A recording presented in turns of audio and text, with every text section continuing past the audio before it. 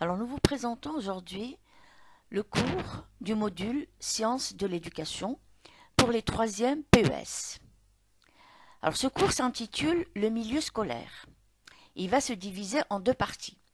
Première partie s'intitule qui est un aperçu des systèmes éducatifs européens. La deuxième partie s'intitule L'école est-elle vraiment un lieu de vie? Alors nous commencerons par définir qu'est-ce qu'un système d'éducation. Donc nous prenons la définition de Legendre de l'année 1993 dans son ouvrage Page 122, qui définit le système d'éducation comme un ensemble plus ou moins intégré d'institutions, c'est-à-dire que les institutions sont imbriquées l'un dans l'autre, qui sont le système scolaire, donc l'école, le collège, etc., la famille, les groupes religieux, les appartenances à une ou plusieurs religions, les médias, donc tout ce qui est radio, télévision, aujourd'hui Internet, les bibliothèques, les musées, les associations. Il ajoute également que c'est un ensemble de structures, de législations, de finalités, d'objectifs, de programmes, de méthodes d'enseignement, d'activités qui sont proposées très souvent en fin de cours ou en fin de projet, les modes de fonctionnement. Tout cela sont régis bien sûr par le ministère de l'Éducation ou le ministère de l'Enseignement supérieur, par exemple pour les universités. Mais il ajoute à cela que ce système d'éducation, c'est aussi les ressources humaines, donc tout ce qui est enseignant, tout ce qui est administration. C'est aussi des ressources matérielles, donc les tables, les chaises, les tableaux, et bien sûr des ressources financières. Il faut de l'argent pour tout cela.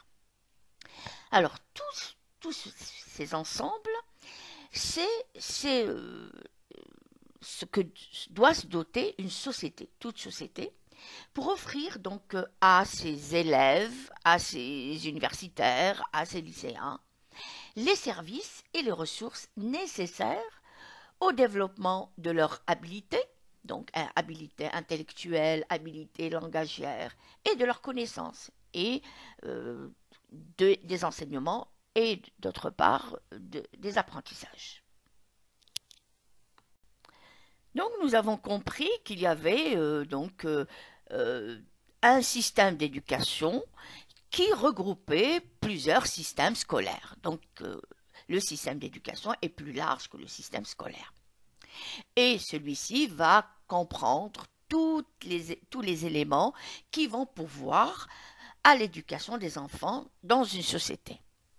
Donc ce système d'éducation va dépendre de nombreux facteurs, donc économiques, on a dit les ressources financières, géographiques, où va se situer telle ou telle institution scolaire, philosophiques, puisque ce sont des pensées courantes d'une société, culturelles, là aussi cela dépendra de la culture de la société, politique, donc quelles vont être on va dire les politiques linguistiques du pays, ou même religieux. Nous allons avoir un système d'éducation appartenant à une religion musulmane qui va être différent d'une religion chrétienne ou judaïque. Donc nous allons nous intéresser ici au système scolaire. Pour Foster, dans son ouvrage en l'an 2000, il existe en Europe 4 types de systèmes scolaires. Alors le premier système scolaire que nous allons voir ensemble, c'est celui des pays scandinaves. Et ce système est appelé école unique. Dans les pays scandinaves, exemple la Suède, la Norvège, le Danemark, la Finlande, ici, tous les élèves de 7 ans à 16 ans suivent le même cursus dans le primaire et dans le collège dans une école unique. C'est ce qu'on appelle la folkeskole, dans le même groupe classe et avec le même professeur principal. Mais bien sûr avec des enseignants différents dès le primaire. Donc pour chaque passage, on va dire, ils vont avoir des enseignants différents. Dans ce système-là, le redoublement est presque inconnu, puisque nous avons 95% d'élèves qui vont obtenir leur diplôme en dernière année de ce cycle. Le deuxième système scolaire, c'est le type sélectif des anglo-saxons, dont la Grande-Bretagne est la plus représentative. Donc cette fois, la continuité est plutôt recherchée dans le secondaire. Donc 10% des élèves sont scolarisés dans ce qu'on appelle le grammar schools. Ce sont des établissements privés sélectifs, puisque ces 10%, c'est vraiment les élèves, les surdoués, on va dire. Donc les anglo-saxons, comme les scandinaves, privilégient donc l'acquisition de l'autonomie à celle des connaissances. Par exemple, ils auront tendance à mettre en avant les progrès des élèves indépendamment de leur niveau initial. Voir confère Aboudi en 1997. Le troisième type scolaire est le type germanique, différencié. Et nous allons voir pourquoi. Donc, ce type, on va le retrouver en Allemagne, en Autriche, en Suisse, aux Pays-Bas, au Luxembourg. Alors, ce système scolaire va comprendre 3 filières. Et ces 3 filières, nous allons avoir des élèves qui vont être orientés très tôt. Alors, vous avez 30% de ces élèves qui vont aller vers ce qu'on appelle le gymnasium. Alors, ces études-là vont mener à des études universitaires. Le deuxième filière, si vous voulez, c'est la Realschule, qui va mener à des études supérieures, mais non universitaires. Et enfin, la troisième filière, c'est celle qui va mener à une formation professionnelle courte, c'est ce qu'on appelle les Hauptschulen. Il faut cependant noter que l'image sociale des élèves provenant de cette dernière filière est bien meilleure que celle équivalente des pays latins que nous allons voir tout de suite. Enfin, le quatrième type de système scolaire, c'est le type latin. Bien sûr, qui dit latin dit la France, l'Italie, l'Espagne, la Grèce, etc. Qui va, lui, ce système, privilégier plutôt l'acquisition des connaissances. Donc, c'est caractérisé par une attention donc, de l'acquisition des savoirs et des connaissances. Comment on va connaître justement cette acquisition par un système de contrôle des connaissances. Ce sont les examens, les notes, donc la docimologie joue un rôle important. Donc, ces notes, la note, a une part plus importante que dans les 3 systèmes déjà dont on a déjà parlé. Il existe aussi dans ce système-là la présence du redoublement, puisque qui n'obtient pas la note requise, la note seuil pour le passage, donc se voit redoubler la classe. Et d'ailleurs, c'est ce système qui est plus ou moins adopté en Algérie. Alors, comment sont définis ou divisés, si vous voulez, les rythmes scolaires? Dans la plupart des pays européens, dit Foster, les élèves du primaire fréquentent l'école de 5 à 6 jours par semaine. Mais des différences importantes apparaissent sur la fréquentation à l'année dans le primaire. Vous avez des exemples qui sont donnés par Foster, 600 heures par an dans les pays scandinaves et en Grèce, pour plus de 800 heures dans les pays latins, en Belgique, Luxembourg. Par contre, c'est dans le secondaire où ces différences vont s'estomper. On vous dit, il existe aussi des différences importantes dans le nombre de jours par classe, dans l'année. Par exemple, la France est l'un des pays où le nombre est le plus bas. Vous savez, la fréquentation des jours par an est de 180 jours par an pour plus de 200 jours en Allemagne, en Grande-Bretagne, en Danemark, en Italie. Donc, comme nous avons vu les différents rythmes des différents pays européens, une question pourrait venir à l'esprit, c'est celle comment ces données peuvent-elles influencer sur les performances des élèves. Alors une étude a été faite par Testu, vous allez confère la bibliographie où j'ai mis toutes les références, répond à cette question. Alors il montre que l'organisation du temps scolaire n'influe pas sur les niveaux d'attention des élèves des classes de l'élémentaire, c'est-à-dire les élèves du cycle élémentaire, l'organisation du temps scolaire ne va pas influencer sur leur niveau d'attention. Il dit que les performances scolaires des élèves au cours de la journée évoluent de la même manière quel que soit le pays. En revanche, il dit que la vigilance des élèves de 6 ans à 7 ans n'est pas la même selon les jours de la semaine, pas au cours de la journée, mais selon les jours de la semaine. Alors, il nous dit que l'étude a montré que la vigilance va croître tout le long de la semaine avec un faible creux le jeudi pour les semaines de 5 jours et avec un fort creux le vendredi pour les semaines à la française, c'est-à-dire 6 jours avec pas classe le mercredi et pas classe samedi après-midi.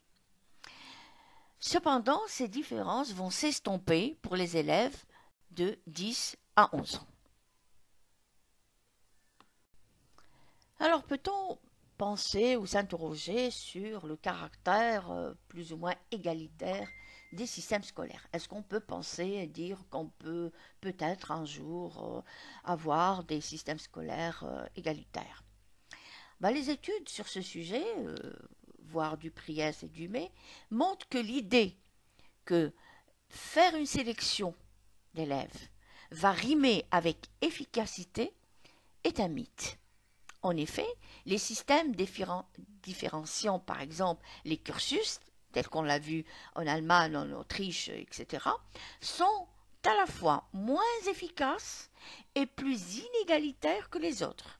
Exemple, le système des pays scandinaves. De plus, ces deux chercheurs montrent également que cette inégalité n'est pas liée à une inégalité sociale, mais bien propre à un système scolaire du pays. Donc ce n'est pas parce que les enfants d'une classe, il y a des inégalités sociales, des pauvres, des riches, des blancs, des noirs, etc., qu'il y a inégalité, mais bien l'inégalité appartient au système scolaire du pays. Voilà donc pour cette première partie sur les rythmes des types et des systèmes scolaires. Donc vous avez ici toutes les références qu'on a citées dans le cours, telles que Aboudi, Duprès, Dumay, Foster, Legendre et Testu. Donc vous pouvez aller vers Internet et voir de plus près comment ils définissent ces systèmes et comment certaines études ont été faites, notamment celle de Foster ou celle de Testu. Voilà. Alors la deuxième partie de ce cours donc s'intitule, comme nous l'avons vu, l'école est-il vraiment un lieu de vie? Alors les questions qu'on peut se poser, d'abord, en quoi l'école peut-elle être considérée comme un lieu de vie? Que mettre en place pour favoriser cela? Si c'est vraiment un lieu de vie, qu'est-ce qu'on va mettre pour que les élèves se sentent bien et vraiment aimeraient y aller tous les jours? Donc ces questions peuvent tout aussi bien être considérées comme des évidences ou des paradoxes. Donc il y a certains qui vous disent oui, bien sûr, l'école est un lieu de vie, et d'autres qui vous disent le contraire. Donc on va analyser différents avis de philosophes de l'éducation sur ces questions. Nous allons voir comment certains philosophes de l'éducation vont répondre à ces questions. Donc à la première question, l'école est-elle vraiment un lieu de vie? Alors tout le monde n'est pas d'accord, on a bien dit, avec cette idée qu'elle soit vraiment un lieu de vie. Alors l'héritage de cette pensée est bien lointain. D'après Houssaye, dans son ouvrage en 87, il nous dit que cette pensée prend racine au Moyen Âge, lorsqu'il s'était agi de former des enfants à la vie monastique, puisque nous savons très bien que au Moyen Âge, ceux qui avaient ce privilège d'étudier étaient ceux qui fréquentaient les monastères, donc les moines. Alors les courants éducatifs, cependant, les courants éducatifs ultérieurs, qui sont venus après le Moyen Âge, ils vont reprendre cet héritage. Et quel est cet héritage? C'était celui que un enfant ne peut pas être considéré comme un être complet, pouvant distinguer le bien du mal. Donc il fallait éduquer l'enfant pour distinguer le bien du mal. Et également, on considérait l'enfant, donc même dans les courants, enfin, on va dire dans les sociétés plus laïques, on considérait l'enfant comme un être en devenir et qu'il fallait protéger des aléas de la vie de tous les jours.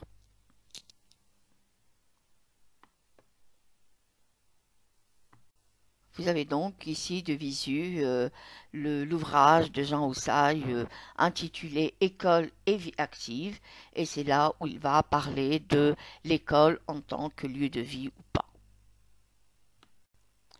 Donc, on a distingué, bien sûr les théoriciens ont distingué trois grandes périodes à propos du fait de considérer donc l'école comme une préparation ou pas à la vie.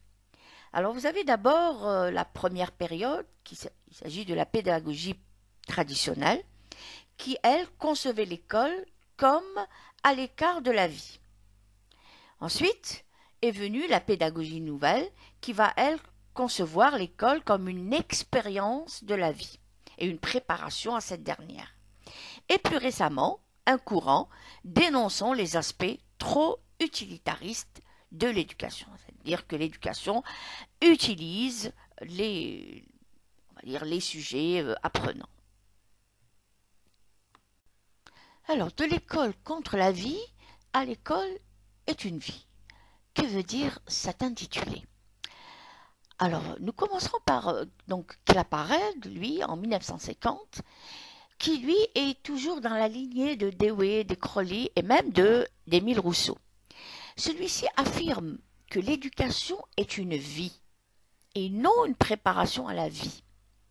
Pour argumenter cela, il va indiquer que la pédagogie traditionnelle, elle pose, elle, que l'enfant ressemble structurellement à l'adulte, c'est-à-dire il possède les mêmes processus psychologiques, tout en différant. En quoi il va être différent de l'adulte? Tout simplement, et que l'enfant est plus malléable que l'adulte. C'est-à-dire quand on lui demande de faire quoi que ce soit, de réaliser une tâche, il va la faire sans avoir besoin de but explicite. Voilà donc de visu l'ouvrage d'Édouard Claparède qui s'intitule L'éducation fonctionnelle. Et là, il explique pourquoi il va démontrer que l'enfant est semblable à l'adulte, mais il n'en diffère que par le fait qu'il est plus malléable que l'adulte. Cependant, Piaget va venir dire le contraire de ce que annonce Claparède. Les travaux de Piaget, eux, vont montrer qu'il est possible de renverser justement les affirmations de Claparède en disant que l'enfant serait structurellement différent de l'enfant, mais fonctionnellement semblable. Alors pour le premier point, c'est-à-dire que l'enfant serait structurellement différent de l'enfant, et que l'éducation va avoir pour but que de préparer cet enfant à la vie d'adulte. Et que c'est le second point, que l'éducation devrait tout simplement être une vie. C'est-à-dire que l'enfant va considérer son expérience scolaire comme une partie de sa vie. C'est à l'intérieur des institutions scolaires que l'enfant va faire justement son expérience de sa vie.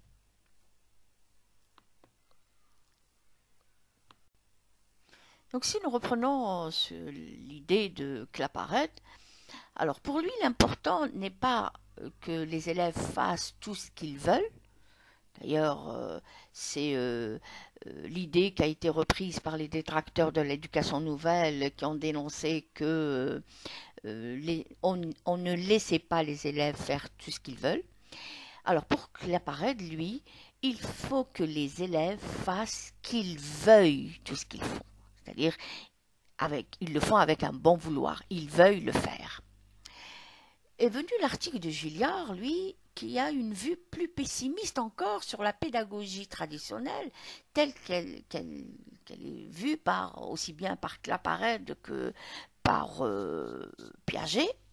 Pour Gilliard, lui, l'école bâillonne les élèves, les obligeant à réciter des leçons tout en les empêchant de bâiller ou de dire qu'ils s'y ennuient. Certaines matières, comme le latin, font que les élèves en viennent à se conformer au discours scolaire plutôt qu'à enrichir leurs connaissances et leur langage. Donc, pour Gilliard, lui, cette pédagogie traditionnelle font des élèves dire, non actifs, passifs, qui va les bâillonner, les empêchant de dire qu'ils s'ennuient dans ce cours. Alors, dans la pédagogie nouvelle, aujourd'hui, il y a certains théoriciens qui parlent des dangers de l'utilitarisme. Ce que nous avons montré plus haut, en parlant de Claparède, de Gilliard, fait maintenant penser que l'école est pour la vie. Pour autant, certains auteurs ont dénoncé les inconvénients de vouloir trop tôt préparer les élèves à la vie professionnelle, puisque nous allons préparer donc cet élève à la vie, puisque l'école c'est la vie. Donc aujourd'hui, il y a l'incursion on va dire du professionnalisme, puisqu'il existe des lycées professionnels, des filières professionnelles. Donc ces auteurs, tels que Célis et Hirth Laval, dénoncent, entre autres, donc les incursions de l'entreprise dans l'école, et ils montrent que ce sont des conceptions utilitaristes et libérales de l'éducation qui vont pouvoir peut-être rendre l'école directement au service de l'économie. Donc former pour l'économie, pour une société mixte.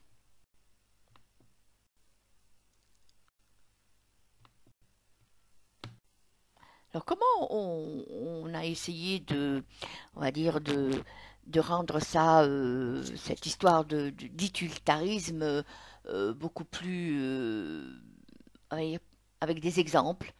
Alors, certains auteurs parlent justement de cette croissance économique qui a survenu après la Deuxième Guerre mondiale, après l'après-guerre des pays occidentaux, donc qui a essayé de fournir, donc de former, pour pouvoir fournir à la fois des travailleurs qualifiés, mais aussi des consommateurs avertis, pouvant utiliser les produits de plus en plus complexes fabriqués par l'industrie. Alors en France, vous avez certains plans de l'État qui ont directement mis en perspective les besoins des entreprises et la taille optimale du système éducatif. Donc aujourd'hui, vous avez sûrement entendu parler du mot audit. On fait ce qu'on appelle des audits auprès des entreprises pour pouvoir réguler le système éducatif afin de pouvoir justement fournir des travailleurs pour ces besoins. Donc le rendement, la performance et la rentabilité deviennent donc des critères plus importants que la transmission ou la construction de connaissances. Donc, on ne se soucie plus de transmettre, de construire des connaissances, mais beaucoup plus de former des travailleurs, former des personnes qualifiées avec pouvant donner un bon rendement, être performant dans pour telle ou telle entreprise.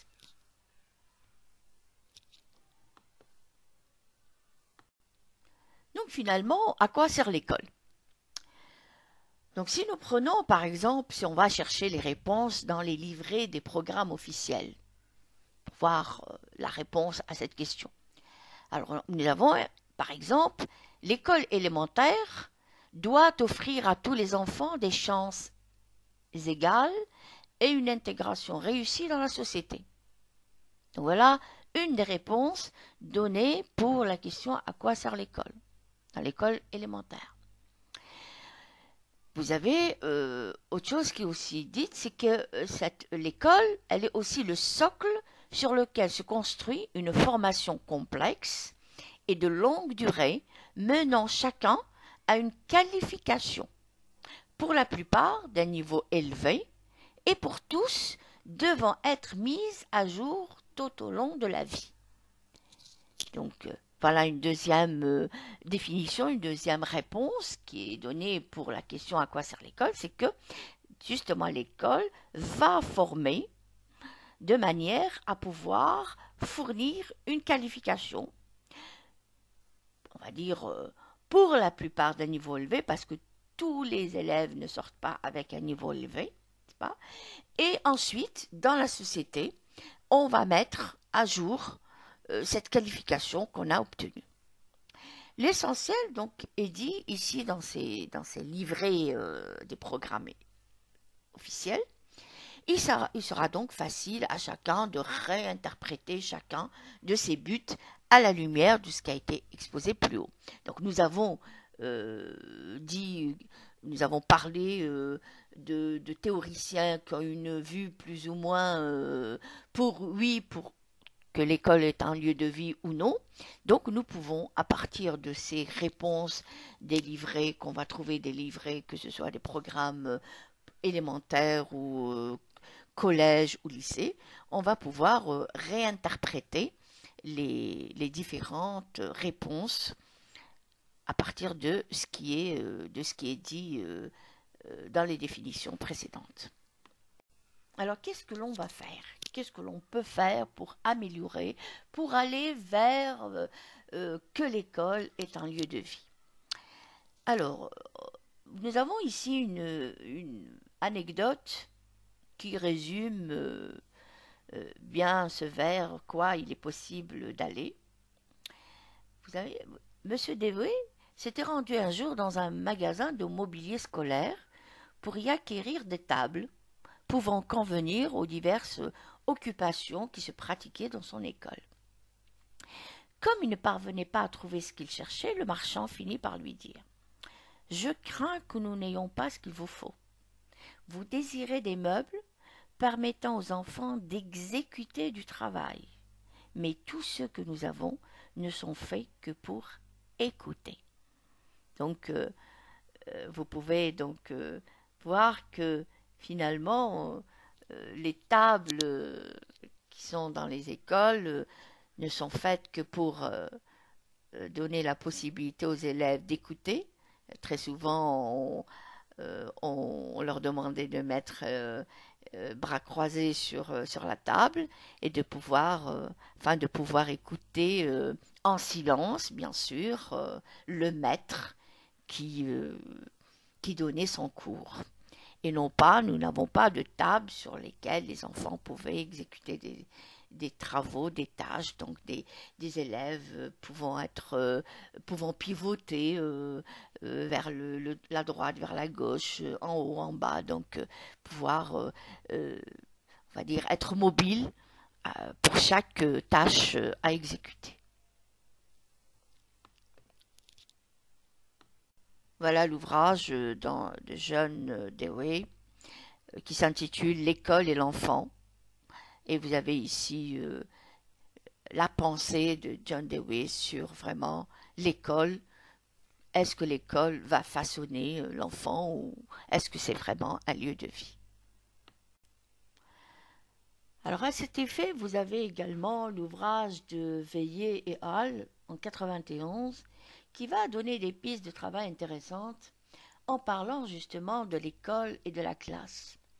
Et ils disent, puisque c'est un groupe qui ont travaillé sur ça, ils disent que l'école et la classe sont des organisations dont le principal but est l'apprentissage de leurs participants.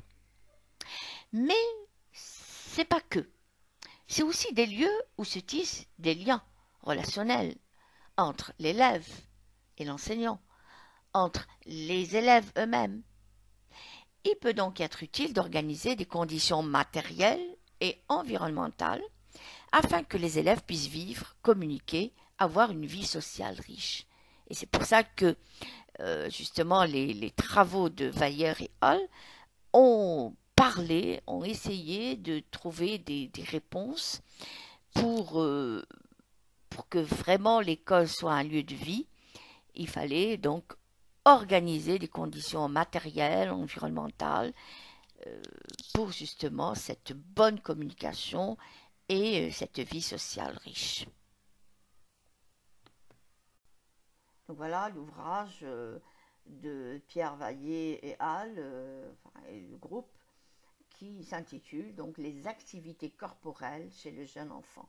Donc qui vont nous dire quelles pourraient être les organisations de la classe qui pourraient permettre une bonne communication et une vie sociale riche. Nous allons voir tout de suite les exemples qu'il donne. Donc ce groupe de chercheurs ont montré à la fois comment une bonne structuration de l'environnement de la classe, c'est-à-dire la position des tables, la position des chaises, des études ergonomiques, donc c'est-à-dire que une classe aérée, une classe avec une bonne lumière, plus une organisation de l'espace de la classe par les élèves eux-mêmes. Parfois, c'est les élèves qui vont organiser l'espace de la classe, et c'est justement ces structurations qui vont favoriser cette vie sociale. Ces auteurs montrent aussi que les enfants n'ont pas défini l'espace en fonction des activités qui peuvent y mener, comme le font les adultes, mais en termes de relations sociales. Donc, par exemple, comment structurer la classe quand on est en travail individuel, en travaux de groupe, en travaux collectifs. Donc, dans une étude, ces chercheurs ont montré que la classe pouvait être subdivisée en plusieurs espaces, soit en activité personnelle, espace conseil, espace de transition, espace d'activité de groupe, etc. Donc, plus on va donner cette liberté aux élèves de structurer l'espace de la classe selon les travaux qu'ils ont à mener, et plus les élèves vont se sentir à l'aise dans leur espace, et puis ils vont avoir d'abord une vie sociale, puisque les uns vont aller vers les autres, et donc on va dire une un espace d'activité qui va donner de bons résultats.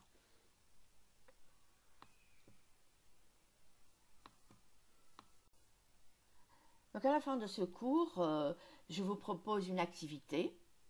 Alors à propos de votre classe justement, je vous demande d'analyser les aspects de son organisation qui soit facilitent ou au contraire gênent la vie sociale de vos élèves.